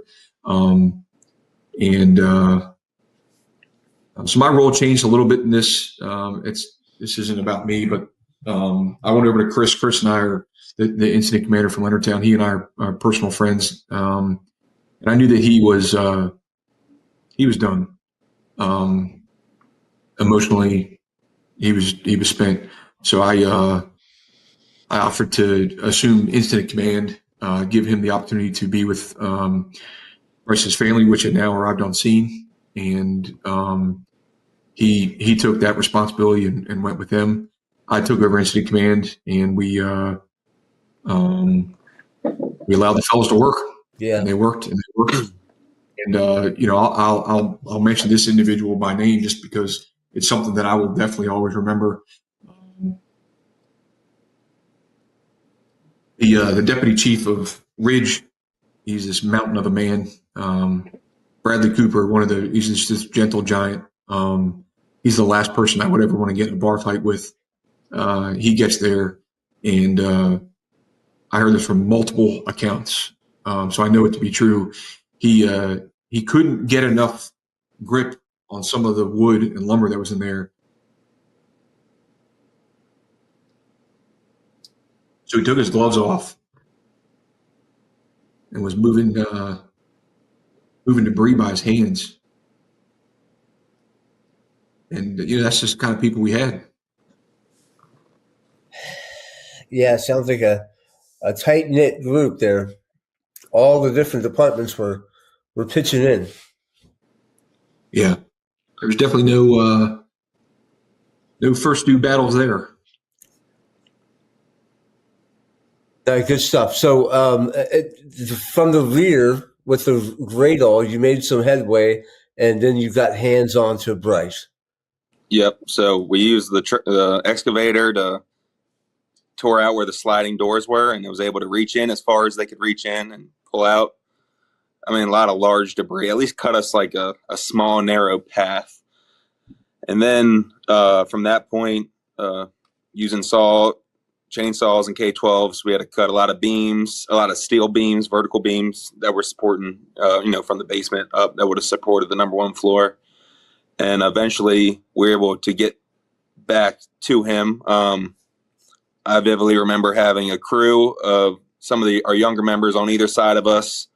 They kind of like worked, they're smaller, so they were able to kind of work their way up to high points in debris. And now the basement or this area is still on fire, not an inferno, but there's still spot fires popping up very, rapidly. And the kids I call them kids. They're great young men, but they'll always be kids. I'm 10 years older, if not more than some of these people. They would put it on a fog and blow all the smoke off of us because, again, we had taken our packs off. And then with that, it would light back off in places, and then they would put fire back out. And they essentially did that from like 2 high points in the debris pile. And when we did get to Bryce, with some more cutting, we were able to get we were able to free him of collapsed materials. And then from that point on, we talk about the ash and all that. From that point on, it's chimney buckets in your hands, on your knees. Yeah. Which, since that incident, I've been able to talk to some other people in other situations, and they have all had a very similar story to tell. That chimney buckets is unfortunately the ticket when it comes to chimney buckets in your hands, and you just start digging. Another thing is, from there on, I won't get too much into it after that of what it looked like, but definitely make sure you have webbing when it comes time, always carry that webbing, carry 20-foot loop of it like you're taught, but because you might need it. I guess that's be the best way to put it, but yeah. So I looking back at the NIOS report, it looks like the Mayday was declared at 4:27, and he was removed at 6:16. I mean, I think that's pretty impressive that you were able to get the heavy equipment there, right? Because usually that takes half a day before you're going to get another county department to show up, right? But with the pitching in, the neighbors, the community, right? The listen up, all that kind of stuff, you were able to get a tractor there relatively quick. And from a neighbor, right? From a guy down the street. 6:16, so almost 2 hours from the time the Mayday happened till removal. Yeah, and the crazy thing is, I had been in stressful situations before, but obviously nothing like this. And I had felt the sense of time slowing down before in stressful situations, being hyper vigilant and et cetera. But this situation, I felt like the entire incident was in slow motion. Kaylin, I don't know if you felt that way or not, but I remember sitting in the Chiefs car, going through the tactical organization of the incident and helping out that way. And I was getting so frustrated at myself because I just felt like we were not making progress. But, when you explain it that way, Chief, it's, again, it's just something to be so proud of what those guys did, because while the outcome isn't good, the process, we gave him, and I'll take this to my grave, we gave him every opportunity that we had in our disposal. And the cards were just stacked against us. Yeah, I mean, the rescue effort was heroic, right? And at times there was definitely some evidence of people. One issue, of course, is that what we want to do from this point forward, right, is to make everybody a Kaylin. Exactly. Now, is that out of the question? I mean, hopefully not, right? And I get it. I know the people you're talking about, where you look up at them and you say, "Oh, thank God you're here," right? And I remember Jerry Wilhelm was always that guy. 11 engine would show up, and you'd be like, "Oh, thank God you're here," and Sure. and it makes you feel better, and it almost gives you a calm, like right, and it brings you down a notch. But there's only one Kaylin, and Right. we can't. He can't be everywhere.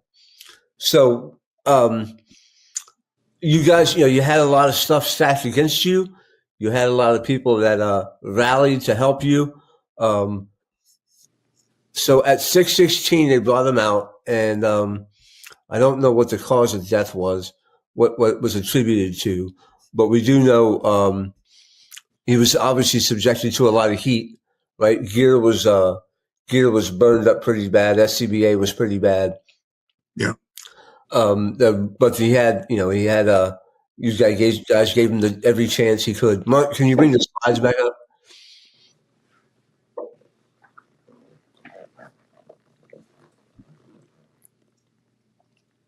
So lost in that fire was Brice Trossbach. Again, a tragedy brings about some recovery. How do you think the departments rallied after this happened? Did you see a lot of want to remember the good stuff and learn from this? I think with any type of incident like this, I think there's some folks that are forward leaning, and there's some people that are just resistant to change. However, I do believe in this situation, although it may not be as quick as some of us would want, I do believe that the forward leaning folks are steering the ship, and a lot of people are going to be left in the dust. And I think that's perfectly acceptable. Some people are afraid of change, and some people are just resistant to somebody else's idea.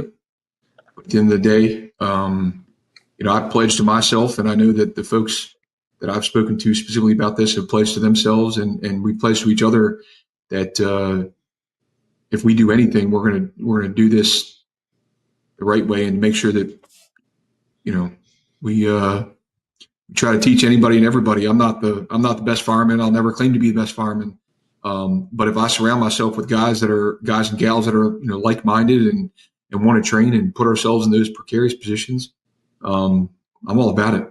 But if you're going to be the one to shy away and say that you did the maze 3 years ago, you don't need to do it again. Well, I don't know if that's the one I want to hang out with, No, and again, right? I hear that, and the word change. I think we should change to evolve, right? Because the fire has evolved. The battleground has evolved, right? And the fire service needs to evolve along with it, and recognize that we can't do the same thing, and especially as we evolve with less and less people, right? Again, there's a you guys had a lot of people in your favor that night, right? So that was different. But as time moves on, if we start to get less and less people, we have to find ways to get more and more out of our tools and equipment, and all of our tactics need to reflect that. Now, so I want to. I mean, we can keep. There's not much else to say about the incident, but the NIOSH report's been out for a short time now. I know that they're coming out with a report there from St. Mary's. Hopefully, that will give you some good lessons learned and some path forward, like you said, like those who resist and the forward-leaning people will have a roadmap to success. Yeah. Just a quick note to that, if you don't mind, is one of the big things. I give a lot of credit to a handful of folks that were that are still heavily involved in the county. That we wanted to ensure that every stone was uncovered, every lesson was learned, and the leadership of Leonardtown Fire Department, in support of Naval District of Washington and several others, are working with a group of, I would say, fire department experts. The report is done. It's a very comprehensive report, and they're in the process of meeting with Bryce's family to review that, and that should be made public here soon. And is it going to be easy to read? I'm sure it's not. But that's sort of the point, right? Because I got an obligation to whoever I'm interacting with to learn from this, and all of us do. So I'm going to get plenty of key takeaways from it myself, but it should be pretty detailed. Yeah, and I'll give you. I'm currently going through a report like this in my current department. Right, we had an incident back in February where a firefighter was felt like calling a mayday, like he needed to call a mayday, and they escaped.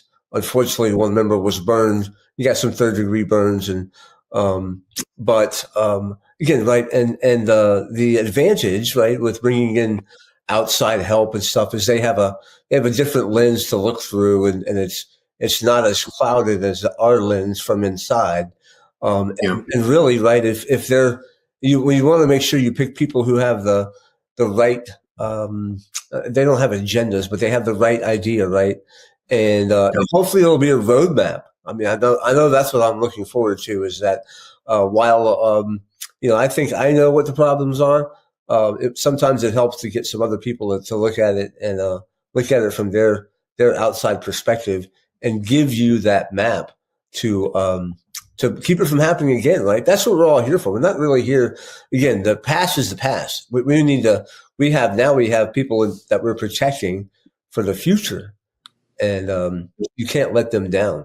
So I hope that this tragedy and the memory of Bryce doesn't go in vain, right? And they do progress and evolve. Yeah, I think kind of add to it. This summer will be 2 years, or at the end of this month, and the final report's almost done. But I don't think we talked about what we've done since then. I don't think this incident will ever be over until the last one of us that was there steps away from the fire service one day. I learned a lot from it. again, I've been very fortunate and blessed to have a lot of great experiences and old school role models in my life. But nothing ever prepared me for that. But going forward, I think at least at Hollywood, and we've made huge strides on getting our members up to where we would like them to be so that they are at least able to perform in these situations. From that, I was able to have some other people look out for me, and I was able last year, a little over a year ago, I was able to go up to Baltimore City's Fire Academy. For those that aren't from the area and aren't familiar with it, Baltimore City Fire Department's experienced, unfortunately, multiple line of duty deaths in the last several years, and one of them being a collapse. And from that, they have some top-notch guys.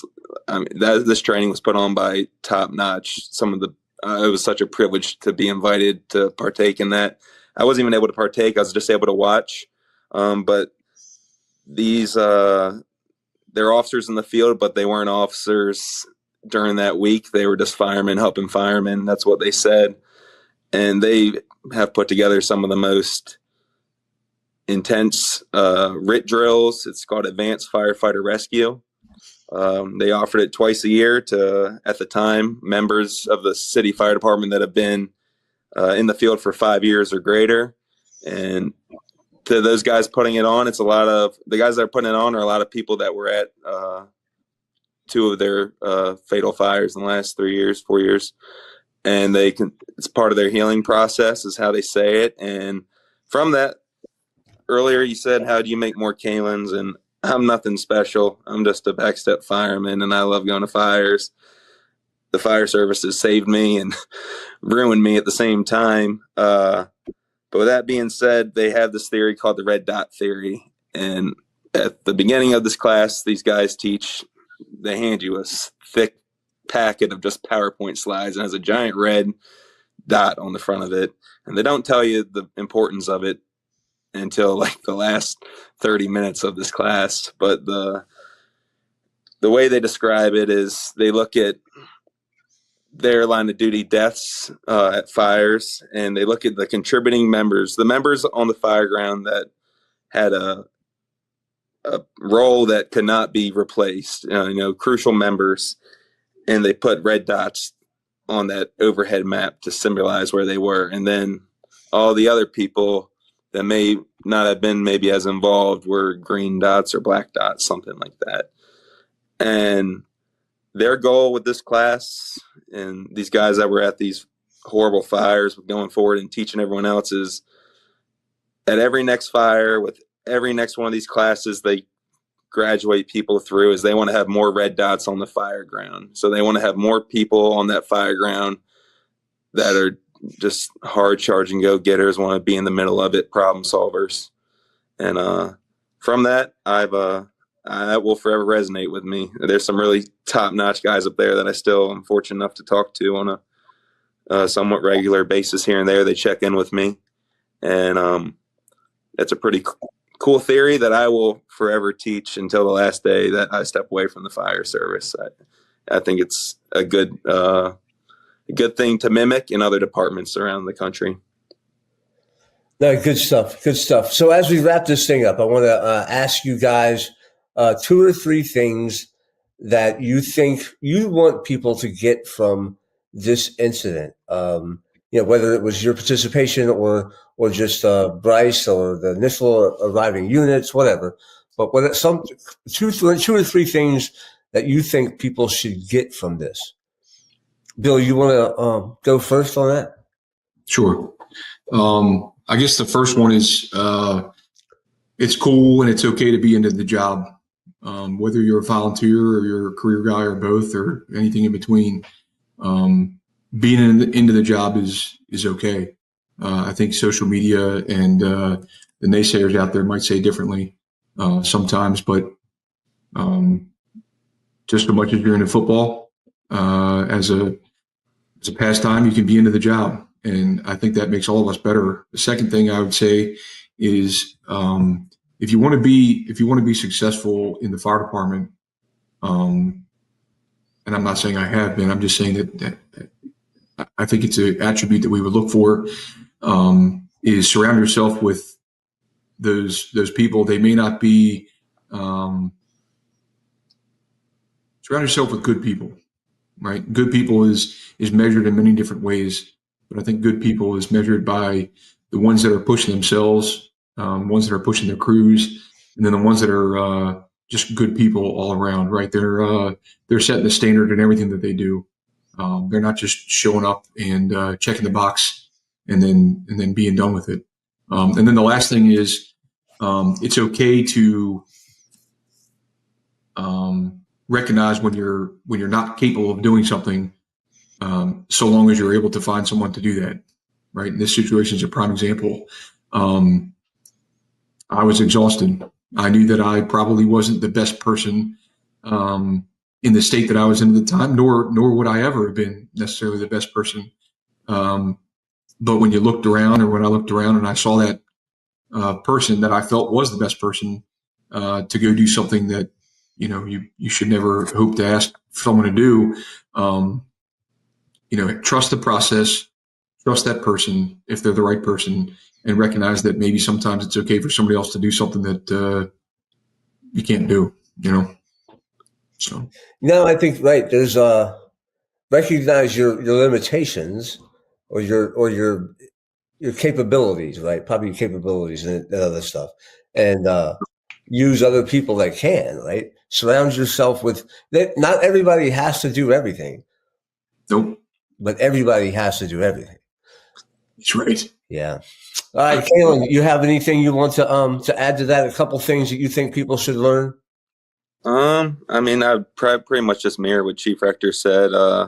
Some things I guess I took away from it that I would tell other people is just always take care of each other. I know in both career and volunteer, sometimes people, they're not always there for the other people. They're there for themselves. Not saying that's everyone, but always put everyone else before you. They're all you have at the end of the day. And the other thing would be to have the conversation, have the worst case scenario conversation. That's been a struggle since. It's a struggle. We're better about it here, but maybe in some other places, not everyone wants to talk about what the worst case thing is and how they're going to deal with it. I think it's something that those above you will sometimes put on the back burner, as it'll never happen. Not everyone, just some people. And I think it's something that needs to be talked about every day, because the worst possible thing to happen, in my eyes, is for a fireman and one of your friends to die on a fire. So have those conversations.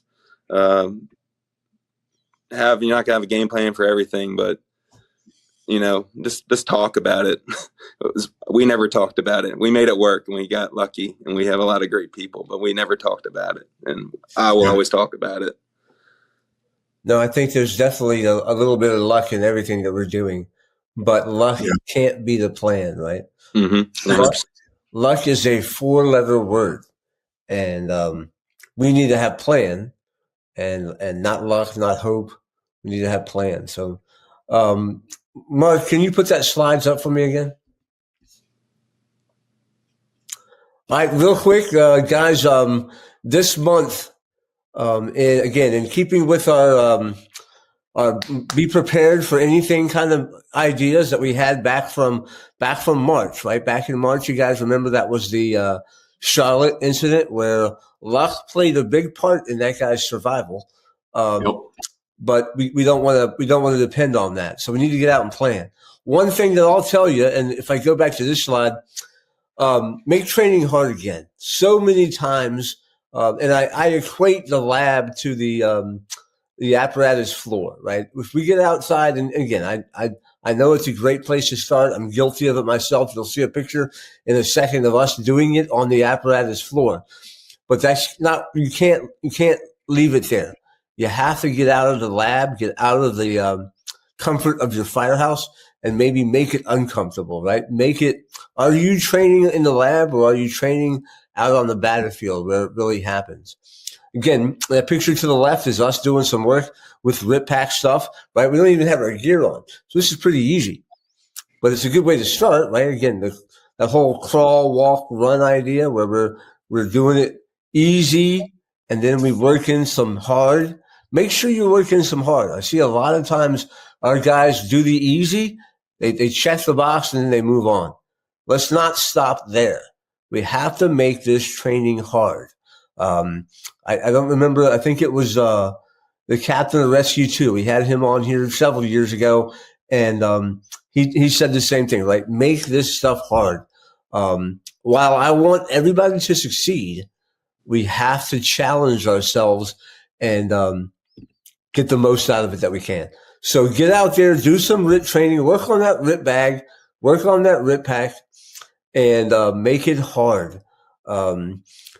Kaylin, again, had done that. He had trained that. He was ready. He had put himself in the position to be able to do what Chief Rector asked him to do, which was going to be the hardest thing, right? It was a very tough thing to do there. Are you ready for that assignment?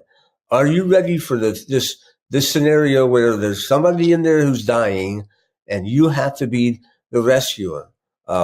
If you're not ready for that assignment, then go make yourself a red dot, right? And let's fill our fire trucks full of these people that can.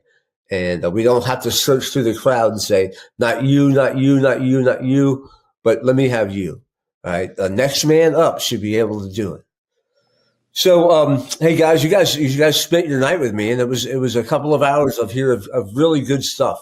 There's some other things that we didn't get into that we talked about, Bill, that I wanted to, but there's maybe another night in different forum or something. But Kaylin, it's been really nice to meet you. I'm glad you're alive. Glad that you didn't die.